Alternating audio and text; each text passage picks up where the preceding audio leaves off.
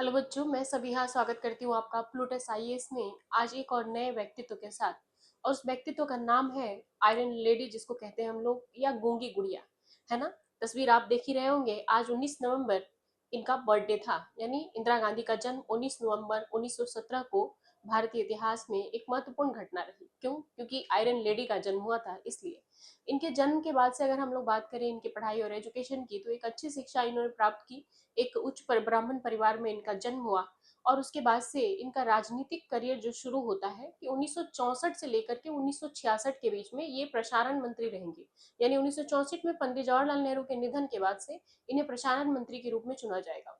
उसके बाद से 1966 से लेकर 77 तक भारत के प्रधानमंत्री पद को सुशोभित करेंगी, और भारत की पहली महिला प्रधानमंत्री रही है। इनको गौरव प्राप्त है, इनके बाद कोई भी महिला प्रधानमंत्री नहीं हुई है भारतीय इतिहास में।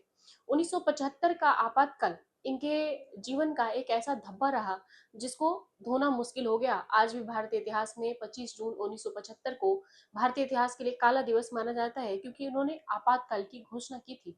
सारे कॉन्स्टिट्यूशन, सारे संविधान, सारी चीजों को दरकिनार करते हुए इन्होंने अपने सत्ता और लोभ के लालच में, क्यों? क्योंकि जब चुनाव हुआ तो वहां पे नारायण सिंह थे जो रायबरेली सीट से चुनाव लड़े। उनका दावा था कि इंदिरा गांधी ने चुनाव में कुछ धांधली किया है, और जिसके कारण इस तरह की चीजें हुई। सुप्रीम कोर्ट ने इनको प्रधानमंत्री पद पर रहने का तो रखा, लेकिन ये भी कहा कि जल्द से जल्द आप अपना उत्तराधिकारी चुनिए और इस पद को छोड़िए, और जब तक आप पद पे हैं कोई भी ऐसा निर्णय नहीं ले सकेंगे। इसी केस में उन्होंने रात इमरजेंसी लगाई।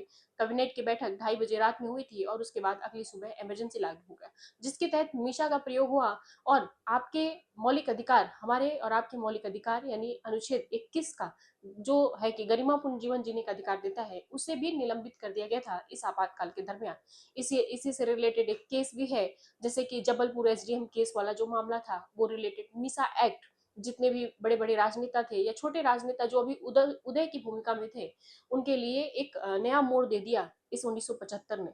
ठीक है। और उसके बाद इनको आयरन लेडी क्यों कहा जाता है? इन्होंने महिला सशक्तिकरण की दिशा में पहला प्रयास किया, और महिलाओं को सिर्फ पहले प्राथमिक शिक्षा तक ही रखा जाता था। इन्होंने महिलाओं को हायर एजुकेशन दिया, इन्होंने पढ़ने का सलीका दिया। और लास्टली इनका 6 जून 1989 को यशवंत सिंह के द्वारा गोली मार के इनके बंगले पे ही हत्या कर दी गई। तो ये थी आयरन लेडी, गूंगी गुड़िया। Thank you.